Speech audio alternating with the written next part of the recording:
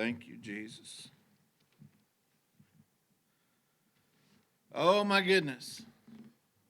God is good. Yes, amen. He's blessing. He's moving. He's healing. If you don't see it, you're not looking. Right.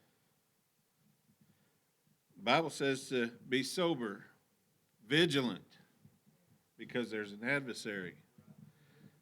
If you're not seeing what God's doing, you're not sober.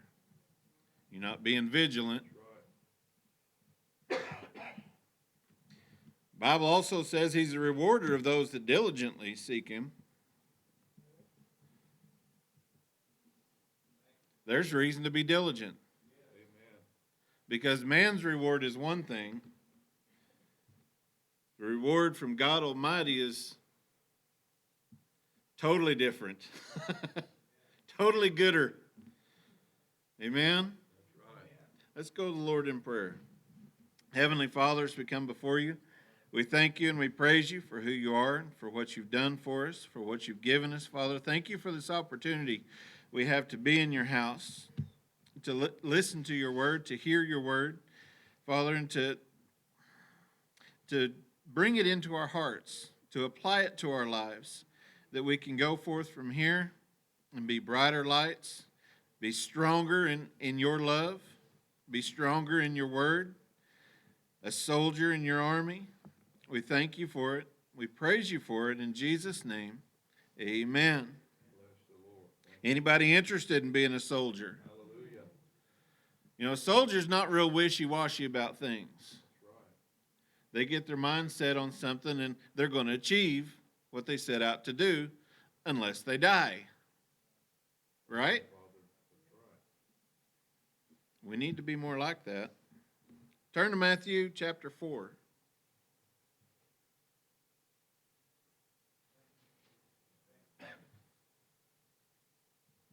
Things I have to talk about tonight is kind of along the lines of the battlefield of your mind.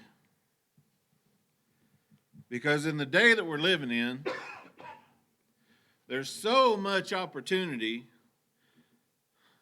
to be unfaithful, to be doubtful, to be scared, be worried, be fearful. But there's just as much, if not more, opportunity to be hopeful, to rejoice, to be glad, happy. It's all in how you perceive your circumstance. I was listening to radio the other day, and this song was playing. Can't tell you what it is or anything, except this one line says, your world's not falling apart, it's falling into place. It's all in how you're looking at it. Right. See, God can work with chaos. Right. Sometimes our mind can't because we like our nice schedules. We like everything into place, everything I know is coming. I'm ready for it, I'm prepared for it, and that's the way we like it. Okay, that's the way I like it. God can work with chaos. When things are happening, you're not trusting in yourself. When things start happening, we need to look to God because He knows the outcome. He knows the end game. He knows where you need to be. And He's getting you there. He's preparing you. Matthew chapter 4, verse 1. Then was Jesus led up of the Spirit into the wilderness to be tempted of the devil. And when he had fasted 40 days and 40 nights, he was afterward an hungered. And when the tempter came to him, he said, if thou be the Son of Man, command that these stones be made bread. But he answered and said, it is written, man shall not live by bread alone, but by every word that proceeds out of the mouth of God. Then the devil taketh him up into the holy city, set him on the pinnacle of the temple, and said unto him, if thou be the Son of God, cast thyself down, for it is written, he shall give his angels charge concerning thee, and in their hands they shall bear thee up, lest at any time thou dash thy foot against a stone. Jesus said unto him, It is written again, thou shalt not tempt the Lord thy God. Again, the devil taketh him up to an exceeding high mountain, and showeth him all the kingdoms of the world, and the glory of them, and said unto him, all these things will I give thee, if thou wilt fall down and worship me. Then saith Jesus unto him, get thee hence, Satan, for it is written, thou shalt worship the Lord thy God, and him only shalt thou serve. Amen. Then the devil leaveth him, and behold, the angels came and ministered to him. Now I know we've all heard this story. It is written, it is written, it is written. We need the word of God in our life. It is written. That's how we fight. That's how we maintain and sustain. But I want you to get a picture here of Jesus' mindset. Anybody ever been hungry? I'm not talking about miss a meal hungry. I'm talking about days hungry. Hadn't ate enough. You're getting weak. Your body's starting to, hello, I need food. Things are happening. Okay? What would your mindset be? Probably on a steak. Probably on some cookies or some meal, whatever your favorite meal is, it's probably going to be on that, right? You're going to be focused on getting what your body needs. So Jesus was in this situation. He was tired. He was very hungry. 40 days, 40 nights without eating. Over a month of not eating. Tired, hungry. But he knew the tempter was coming. Don't we know the tempter's coming? So shouldn't we be more prepared when we start feeling weak? When our minds start wandering, or we know a situation's coming, we know bills are due, we know this or that's going to happen, shouldn't we prepare ourselves? We need the word. So whenever the tempter comes and just make these stones bread, you'll have something to eat. You can do it. I mean, you're Jesus. It is written, men shall not live by bread alone. The point of the fast, I'm disciplining myself. I'm getting myself in submission. All I need to do is trust in God, and He will fill the need.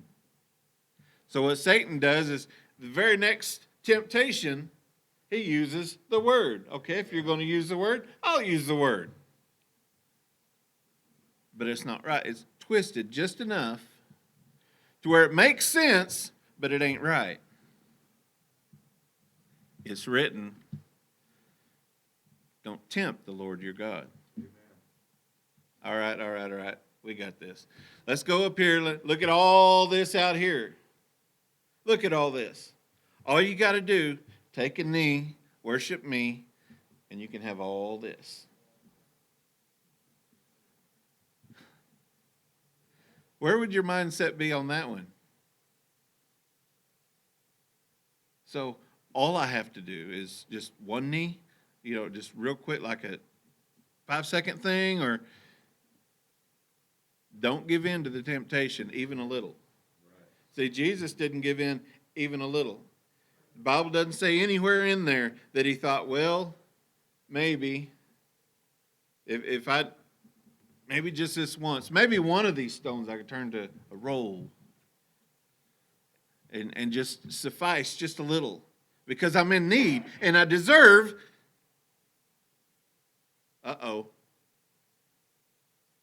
Too often we get to that stage of I deserve. I'm entitled. I should get this because I did this. I did that. Don't forget where God has brought you, where God has placed you. That should be the desire in our heart, is to simply be where God wants us to be. At the time, God wants us to be there and to do what God's asking us to do. If we do that, everything else falls into place. Everything else will be taken care of. Those desires, those wants, those needs, those hungers, all that will be taken care of. Amen. Romans chapter 8. Bless his holy name. I can just hear Nancy giggling.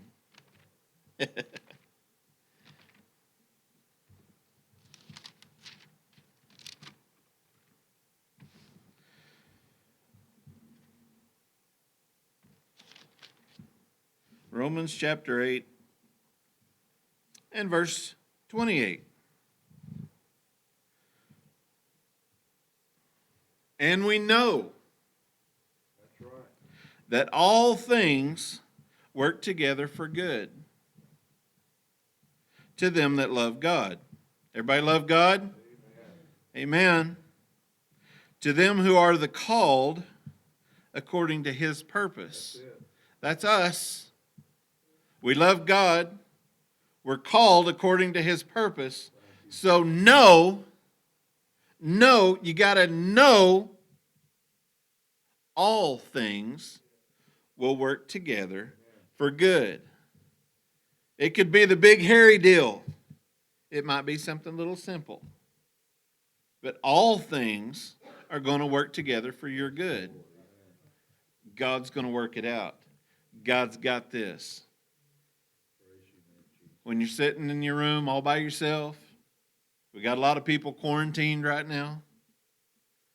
God's got this. God will make a way. Hallelujah. There's healing in the blood. Yes. It all starts right here. What's coming out? What are you confessing? I'm sick. Oh, COVID. Oh, this. Oh, all this stupidity.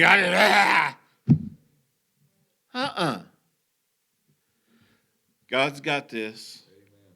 He'll make a way. This is inconvenient, but I know God's working it out. Amen. I'm bored to death sitting here in quarantine, but God's working it out. See, that could be a patience lesson. Could be a blessing. Who knows what you're missing out on? 4 flat tires? What? Who knows what accidents you're getting out of? Don't be so quick to jump. Remember, it is written, we know all things work together for good. He's my fortress, my refuge. That's where I'm running when I need help.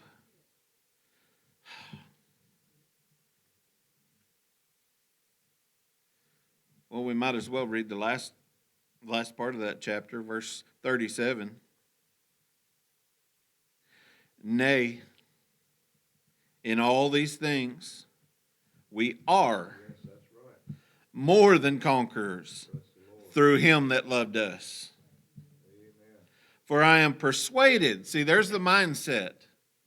That's where you get your mind in gear. I'm persuaded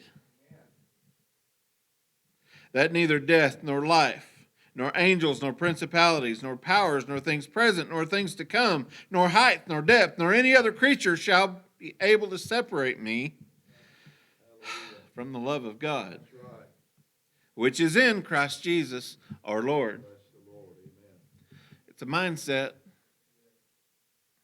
Thank you, Jesus. Be ye transformed by the renewing of your mind. Right. You can be totally different if you think different. I may still be ugly, but if I can think myself confident, if I can think myself happy, if I can think myself good looking, there's somebody out there that'll find me. Amen. If you can think yourself confident, you can be confident. If you know the Word, you can be confident. Okay? 1 Corinthians, last verse.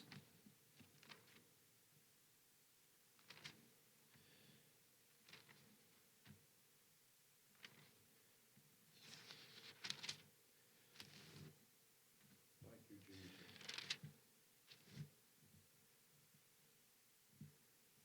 We need to get our mindset straight, solid, persuaded. We got a lot of stuff in life to deal with. A lot of things we're going through. A lot of things don't make sense. A lot of things get frustrating. Thank you, Lord. God's teaching us. God's learning us. He's showing us things. We're growing in Him. That's right. See, at some point, we got to be kings and priests. Right? Amen. We got to learn how. Step out. Be a king.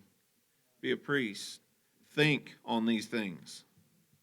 Dwell on these things.